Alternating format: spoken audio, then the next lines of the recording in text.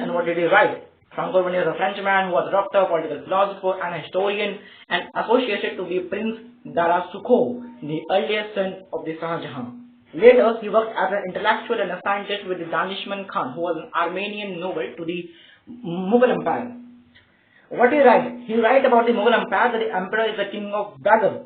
He found very disgraceful that in India there is a such a practice, and he saw about the labor and he write about it. He write about the slaves.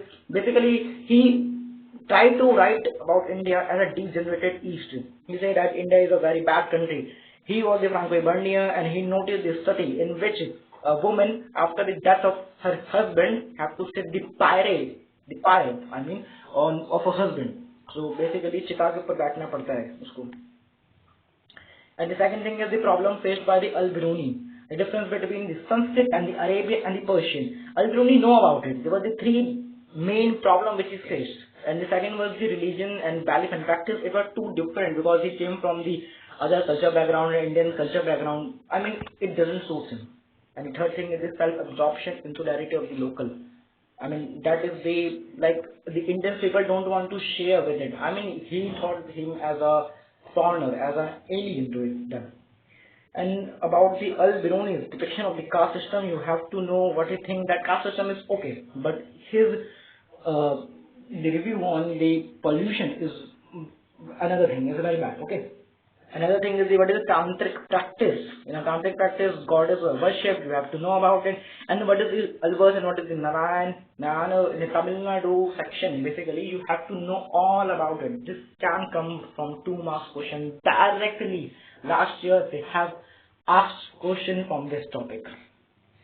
Another thing is the Virashaiva tradition in the Kerala. You have to know about the Virashaiva. What is the Virashaiva? Virashaiva was a type of philosophy, or you can say a tradition, in which was first of all Brahmana called the Basavan in the 12th century initiated. He was the mainly founder of this tradition.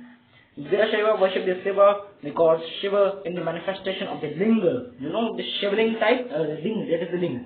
He disapproved the Dharma Shastra, and he said that the post-puberty marriage should be done and the remarriage of the widow should be done. These 2 things were disapproved by the Dharma Shastra, a book of rules and norms written by the Brahmana.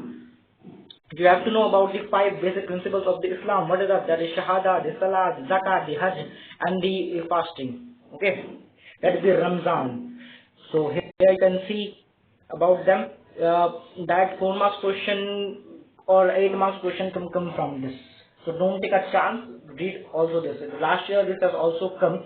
We have also read in it class 11th. Okay. So let's move ahead. You should know about the Sufi Khanka. Sufi actually institutional, speaking the organized community around the hospice and the Khanka. The majestic, like the Sufi when the Nizamuddin, Sheikh Nizamuddin Aulia, like that. And their Khanka was controlled by the teaching, by a teacher, actually not teaching, by a teacher who was a master, Sheikh or Peer. And Murid, his disciple. And the word silsila literally means a chain, which signifies a continuous link between the master and the disciple, stretching to an unbroken spiritual genealogy to the Prophet Muhammad. In the NCERT book, there is another definition is given. If you think that this definition is hard for you, then you can learn from NCERT also. You should know about the Chishti Khanka. What was the practices followed in Chishti Khanka, and that you should write about the Sheikh Nizamuddin Aulia.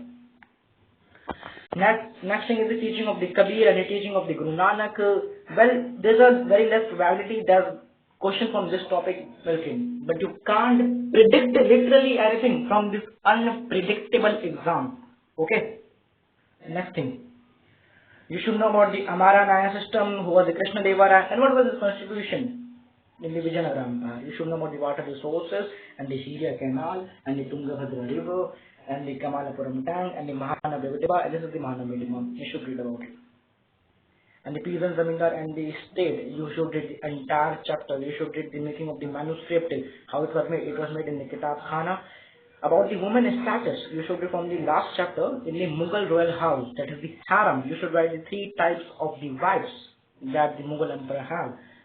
And from the second last chapter, you can read the status of a woman in an agrarian society. You know, these two things are some like the interlinked. In the Mughal era, you have to write the both the woman status in the Mughal royal, in the Mughal status and agrarian. Actually, basically these are the poor people and these are the wives of the Mughal.